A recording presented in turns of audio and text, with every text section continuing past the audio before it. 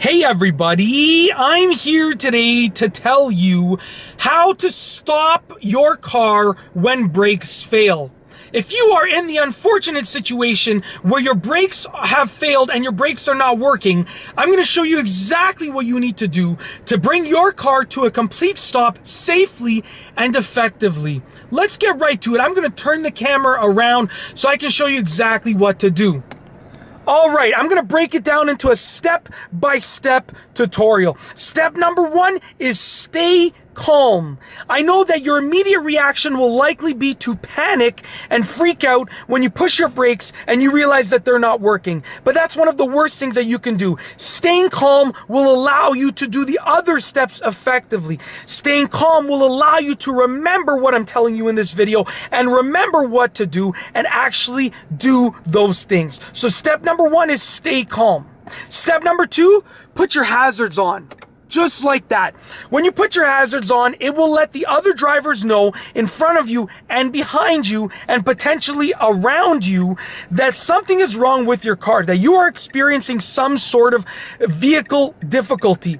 And when you put your hazards on, when people see your hazards on, they'll give you some extra space because they know that something is wrong. And that extra space can be very, very useful in bringing your car to a stop safely and effectively when your brakes have failed. So put your hazards on is step number two. Step number three is downshift. Now, if you drive a manual car, it's easy to downshift. Push the clutch in, shift to a lower gear, release the clutch.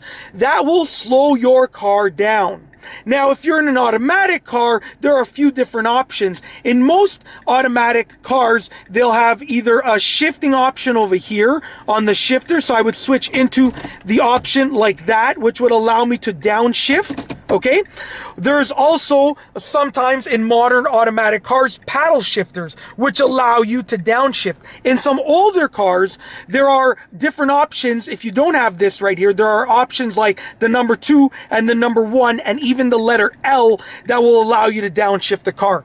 The one thing that I will tell you is make sure that you're downshifting into appropriate gears. You don't want to downshift into too low of a gear and harm your engine. So when you downshift, make sure you know that to downshift into a gear that is appropriate for your engine speed and your vehicle speed. You don't want to damage your engine trying to bring your car to a stop. So step number 3, once again, is downshift.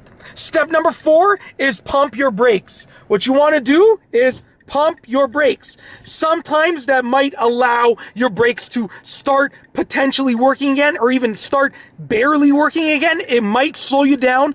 It's worth a try. Pump your brakes and see if it helps. That is step number 4. And last but not least, step number 5.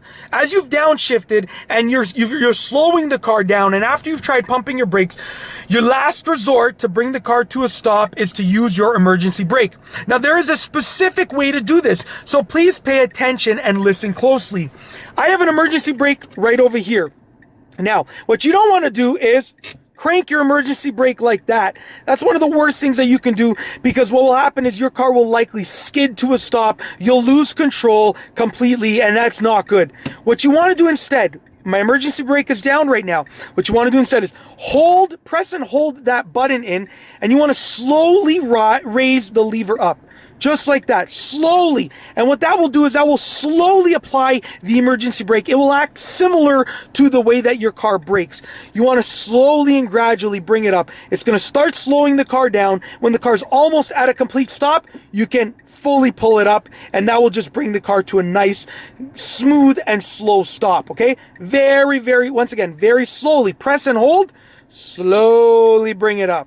Just like that. And when the car is at a complete stop, you can then release it in the engaged position, which will make sure that your car remains stopped, because you don't want to bring your car to a stop and then, you know, your emergency brake is down and then it keeps going. That's not what you want. So you want to slowly bring it up, just like that. And then when it comes to a complete stop, hold it up just like that. All right.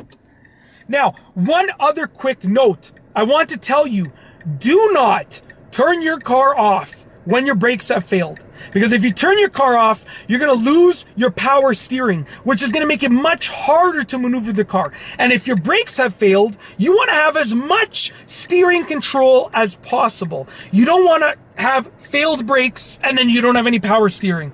One of the worst things that you can do, leave your car running. Let your engine run. It will power the power steering. It will provide power to your power steering components, which will allow you to maintain control throughout the entire process, steering control throughout the entire process. Once again, if you're in the unfortunate situation in which your brakes have failed, follow the steps in this video and you will be able to safely and effectively and smoothly bring your car to a stop. When you've brought your car to a stop, don't keep driving it if your brakes have failed. Get it towed to a mechanic shop or to someone who can actually look at the car and fix your brakes, fix the problem. Don't drive it again once you've brought the car to a stop, no matter how close you are to your house. All right, and that's basically it. I really hope that you've enjoyed this video. If you liked it, give it a thumbs up. Be sure to subscribe for more car videos just like this one. And that's all I have for you today. Thanks for watching.